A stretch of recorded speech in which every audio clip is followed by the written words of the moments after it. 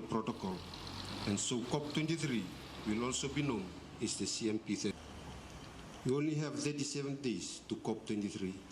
The heads of departments, acknowledging the presence of the Director Meteorology, senior civil servants, staffs of respective government departments, non-governmental organizations, CSOs, faith-based organizations, members of the community, members of the private sector. I extend a warm welcome to you all on behalf of government to the event of the closing ceremony of the week-long National Climate Week. It is indeed an honor, a great honor for me, and it also gives me an immense pleasure to stand before you to deliver this short address and also officiate the closing of this week-long National Climate Week.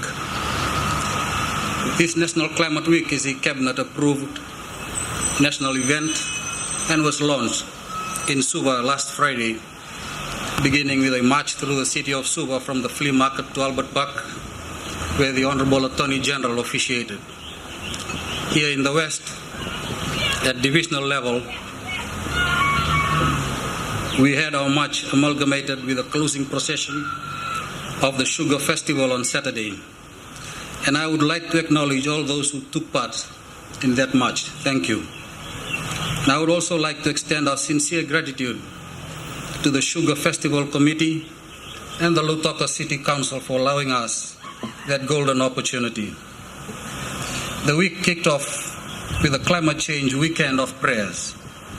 Members of faith-based organizations in Fiji, throughout Fiji, had prepared materials to integrate messages of environmental stewardship into their programs as Fijians come together to pray for the success of our COP23 presidency. Members of some multi-faith organizations have developed a carbon fasting initiative, which was an opportunity for participants to be mindful of their consumption and of their carbon footprints.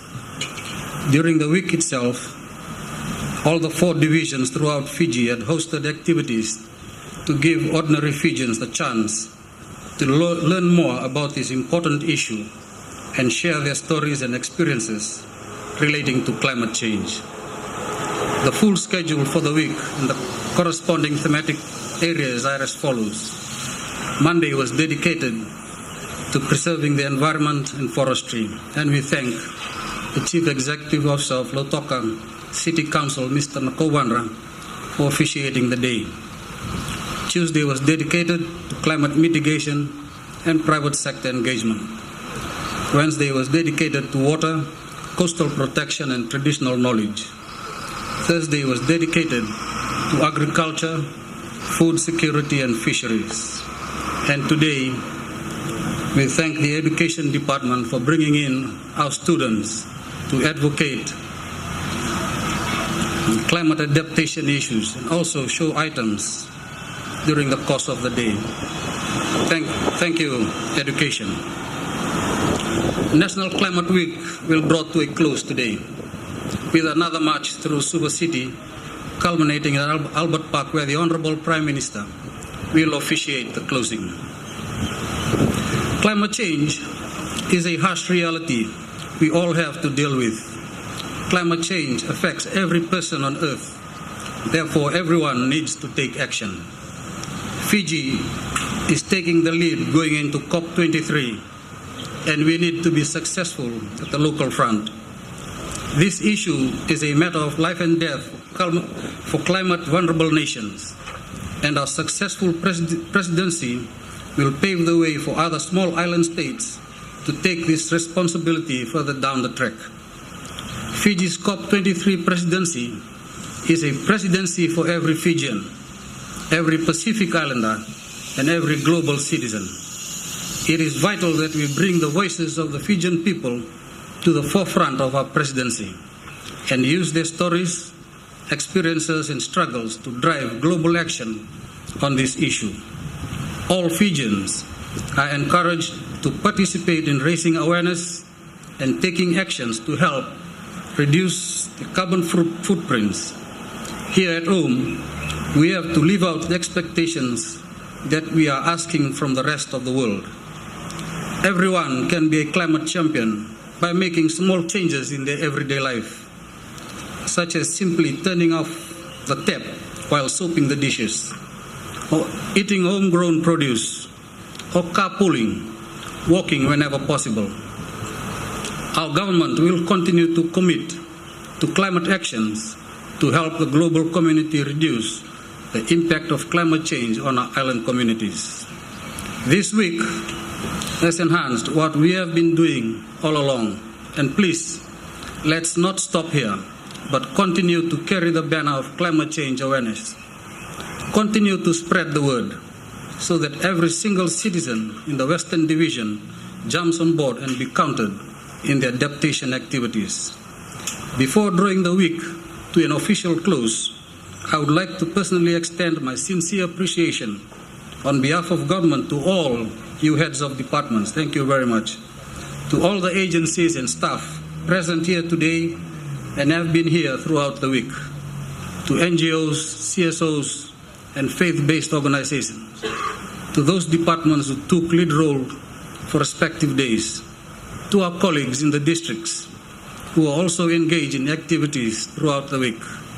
And to all those who have worked hard behind the scenes to make this week an enjoyable event and a success.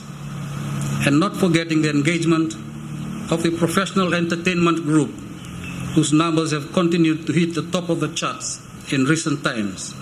And we are most fortunate to watch and listen to their beautiful music, which continues to draw crowd to this event. To everyone here this afternoon, thank you once again for the Western Division spirit of unity and harmony. With these few words, I bid you all farewell as we officially close this National Climate Week. Please enjoy the afternoon, stay safe, have a blessed weekend, and God bless you all. Thank you, ladies and gentlemen.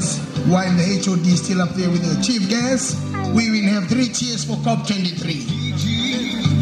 Ready for shouting? 3 cheers for COP23, HODs, ladies and